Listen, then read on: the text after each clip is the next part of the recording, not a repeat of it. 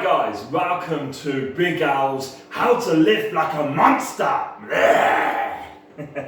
Alright guys, so today what I'm going to be doing is going to be giving you the very foundations and basics on how to squat like a Squatzilla. Just so you guys know, this will be a small series on here on my channel, so there will be other videos that will take you from how to squat like a beginner right up to the most advanced levels, and the same will be done for both bench press and deadlift, and who knows, maybe even a few other lifts out there also. So please like, comment, subscribe, keep your eyes open, and check out my playlist also, because if I've already released a video, it will be in the playlist How to Lift Like a Monster, and that will make sure that you don't miss any of the videos if, of course, you enjoy them. So first of all, guys, what is the squat? Well, it's a simple lift in many respects, okay? All it is sitting down and then standing up in essence. So when you've got the bar on your back, which of course I'll show you in a bit, all you need to do is go all the way down and then all the way up. It is as simple as that. Now, of course, things get more complicated the heavier the weights go. And of course, there are a few things we can do to tweak the lift to allow us to focus on different parts of the muscle groups involved to help iron out our weaknesses or amplify our strengths. But today's video, as I mentioned earlier, is literally going to be dealing with the most basic elements of the squat, i.e. what is going to be the foundation of everything to come. You must start somewhere, right guys, and there's no better place than the beginning itself. So for those of you whose wishes to the fairy quad mother have come true, you'll be lucky enough like myself to have a power cage like this, or a half cage. A cage of any kind is the best place to start. However, we all tend to have humble beginnings, and we don't tend to start on the very best of the best. We tend to start on the most basic. Now, I'll be taking you through what to do if you don't have a rack or a cage, but most of you will probably start off with a kind of rack that I used to have over here. Now, I use this just for biceps now, but I used to, believe it or not, squat on this. I used to squat on this bar also. It was very narrow, very hard. As I said, we all have humble beginnings. But now I have the very finest of the finest. I'm lucky enough to own a cage, and this is something to aspire to, guys, if you want to be the very best that you can be at squat. However, guys, what do you do if you neither have a rack nor a cage? Well, what you do is you find whatever you're lifting with. It doesn't have to be a bar. At the beginning of the 2020 lockdown in April, I actually had to use a wooden stick. I didn't have any equipment. I had to use a wooden stick, and I attached to either end of that stick, I hung off it essentially some shopping bags. So guys, there are always ways in which you can improvise and work with whatever you have. But for the purposes of this video, I'm going to assume you have a bar, and I'm going to assume you have some kind of rack or cage to work off. However, guys, if you do not, then the only option that you have is you get whatever you were lifting with, and you essentially just shoulder press it above you, put it down on your shoulders, and then squat, much like this.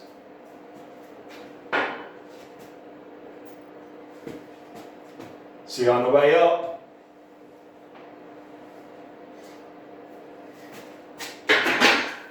So now you have a cage. You're totally badass, like the quad father himself.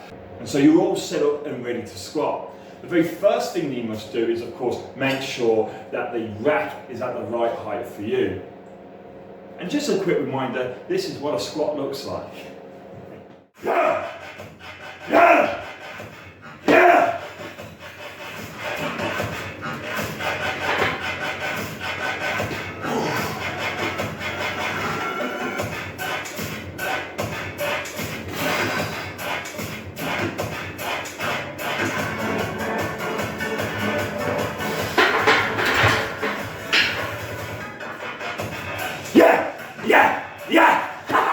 Lift an empty bar then, didn't you?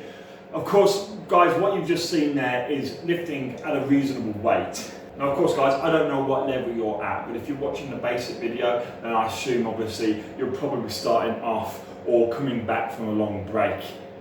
And so you're probably not going to be working at those kind of weights that I've just done. But it doesn't matter where you begin, guys, whether it's an empty bar or whether it's a bar with tons of weight on. The essence of the squat remains the same. It's simply going from a standing up position to a supine position, i.e. a sitting down position. And the key to squat is to make sure you go as deep as you can go. as to the grass is a common saying in squat, okay? And it really rings truth. If you do not go as low down as you should, you will never make the gains in strength and muscularity that you can make, and you can actually injure yourself as you bunch up all your muscles. But before we go into depth, I want to show you where to take the bar off on your back, okay? A lot of people, when they first start, make the mistake of taking it very high up. There is a time and place for this kind of takeoff, but it's probably not for you, and I will go over it now. And whether you're going for muscularity or pure strength, there is a place for you. However, guys, these are just guidelines. We're all human beings, we all have 2 arms, 2 legs, a body and a head, right? But despite that, we all are different shapes and sizes, heights, weights, all the rest of it, right? And so really this is down to you just to experiment and find out where is most comfortable. However, there are some golden rules, as I say, general rules of thumb that will help guide you in where to place the bar. Now the first place, which is the place where most people put the bar when they first start, by mistake might I add, because it's very difficult, is up towards the top of the neck, which I'm going to do now. Just before I do it though, there is, as I say, a time and place for this kind of lift, and that is if you want to specialise in bodybuilding. By having the bar so high up, you actually throw a lot of pressure onto the legs and can help develop a serious amount of muscularity. However, your strength will be hampered by such a lift. It's very awkward, very painful, and generally speaking, it's not the best place to put it because it will hinder you in many ways. But as you get more experience and more advanced, you know, it may be something you want to go on to. Okay guys, so the first position is literally at the base of the neck. This is as high as you can possibly go when it comes to taking the squat bar.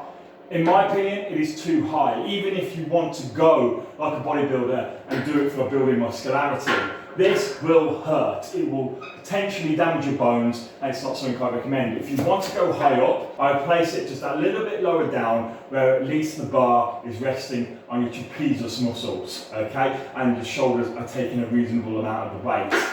That, when the bar is in this position, it is not too bad at all. You can work like this. And when the bar is in that position, guys, it's doable. This is how I first started lifting on purpose to help develop the muscularity on my legs. However, it's not something I recommend if you want to go for strength. If you want to go for strength, generally speaking, the lower down the back, the better. And there is a reason for this. The lower down the back you go, in essence what it does, it throws the bar into a more central position. So it helps with this sort of centre of gravity, rotational forces, all this kind of thing. When you have the bar up here and you go a little bit forwards, that bar is going to bend you over and make you kiss your own ass. Whereas if it's a little bit further down, it adds stability and allows you to lift off a more stable platform in essence. The A-frame that you form when you do a squat lift with your body is more stable, and that allows you to push your strength through the bar more effectively. So I'm going to turn around and show you where that should be done. So it takes a little bit of coaxing to get into it, and you need to be quite flexible, but this is, as you can see, much lower than the other takeoff. So we can put a lot of pressure on the wrist. It's the only negative about this thing, guys. It puts a lot of pressure on the wrist, and often you don't have a solid grip on the bar as such, like literally holding your hands on it. But believe it or not, you still are gripping that bar fairly hard, even though your fingers are open, because the weight of the bar, especially as it gets heavier, will be literally sinking into your hand. So you don't really have to worry. It's not going to go anywhere, but it will feel awkward when you first start. The next thing to know, of course, is where to put your hands. So once you know how far down your back you want to go, do you put your hands narrow or do you put them wide? Well, this is less prescribed, so we say, as when it comes to the position of the bar on your back. It's really down to comfort. The narrower you put your hands, in theory, the more solid the grip on the bar you're going to get. The wider, you still get a pretty solid grip, to be fair, but you take a lot of pressure off on the wrists. Some of you may be limited to the width of your cage on how far wide you go, but generally speaking, the bigger the man you are, or woman, the wider you will tend to have to go. Again, a general rule of thumb is essentially just a little bit wider than shoulder width apart. and that is probably the best place to put your hands. I'll show you where I put mine, but again, this really is down to you guys to decide what is best for you. However, the important part, just before I show you how I do mine, is to make sure that your hands are even. So they are equal distance from the end of the bar, in essence, or from the center of the bar, depending on your perspective, than one another. So your right hand is in the same position on this side of the bar as your left hand is on the same position on this part of the bar. So they need to be equal. That's the most important part. It's the same when it comes to the takeoff on your back. You must be in the center of the bar. If you are uneven, that bar will flip on you, and that's not a good thing. That's how injuries occur. I'll show you what it looks like when you put yourself under the bar in an uneven manner. So firstly, guys, this is where I put my hands. So I put my hand on the outer knee link. This is not a set position on most bars. It will vary from brand to brand. But I put my hands roughly this far apart, which is about as far as I can get them on the cage. I like a wide grip. And when I go under, of course, your hands will guide you. As long as your hands are even, your hands will guide you into the center of the bar quite effectively. If your hands are uneven, you will most likely be uneven on the bar when you go under. There we go. So that's my takeoff position. Ideally, I would like to be all the way out here, but that's a little bit dangerous with most lifts. As you can see, taking it in isn't the best for your fingers. How does it look when you do it wrong? Well, I'll show you an extreme version. If you come under like this and you lift in, you can see how much that bar will flip. And it doesn't take much, even a small amount like that will cause the bar to flip. Now, in future videos, guys, I will be giving you actual routines and different ways of squatting to be able to develop the muscle in a complete and full manner. And I will also be discussing the muscles involved in the squat lift. However, just before we end this video, the most important thing I need to show you is the depth that you must hit. If any of you are already sort of familiar with powerlifting, bodybuilding or strongman, you will know the term hitting parallel. Parallel means that essentially your leg is parallel to the ground. That is the line, the line between your knee, the center of your knee, to your hip, must be essentially parallel, the line that forms with the ground. If you're going above parallel, that's a no lift. It doesn't count in competition and it doesn't count for your gains. Even if you're not competing, don't fool yourself, guys, into training your ego, train your body. And preferably, guys, when you train, you should make it as hard as possible. You should actually employ as much flexibility as possible to try and go below parallel. As I said, as to the grass. Hitting depth can be a little bit difficult on an empty bar, okay? The more weight you put on it, basically gravity will do its work and it will drag you down and put you down towards the ground even more. One of the other things you need to know is where to put your feet. Now, again, this comes with a slight degree of flexibility in the sense that you do what feels comfortable. But again, there are general rules of thumb. Generally speaking, your feet should be a little bit wider than shoulder width apart. You can go a little bit wider than that, and that will throw the lift more into your hips and it will strain the hamstrings to a point as well. However, if you're flexible in that way, it can be a good way to lift because in essence, it decreases the distance that you have to go because you're already lower down by spreading your legs. I don't recommend this for the squat. It is a valid way to do deadlift. For the squat, it's a general no-no. It's going to hurt your joints. Instead, you want to put your legs about this width apart, as I say, pretty much at all times, with your feet essentially in the 10 to 2 position if you were to look at a clock. By putting your feet outwards, again, you take a little bit of strain off the kneecap. This is always a good thing. We don't want to be working our joints, we want to be working our muscles.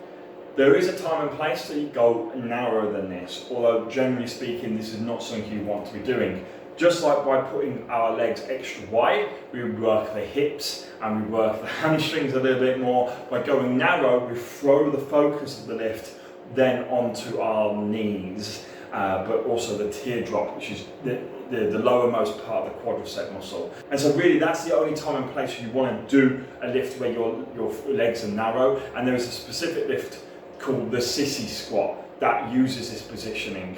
Don't do it at the moment, guys. It's incredibly difficult, it's incredibly advanced, and it can mess up your joints, especially if you get it wrong. But even when you get it right, it still puts a lot of strain on your knees, and I don't recommend it, but we will cover it in a later video. For the purpose of this video, make sure your legs, as I say, around shoulder width apart, maybe just a slightly wider, with your feet pointed slightly outwards, and that's a good position to always be in. It's as comfortable as it's going to get.